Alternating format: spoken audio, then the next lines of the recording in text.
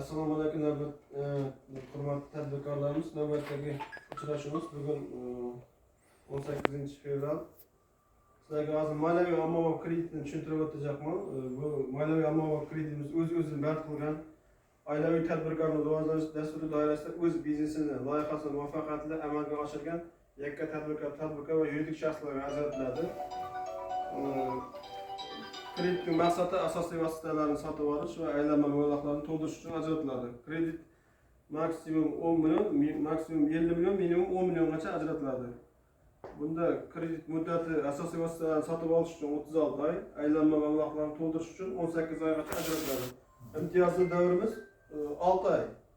Aylanma mablag' to'ldirish uchun 3 oygacha ajratiladi.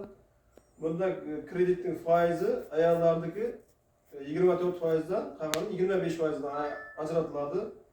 Pul ajratilishi, kredit shakli ajratilishi naqd pulda va pul o'tkazish yo'li bilan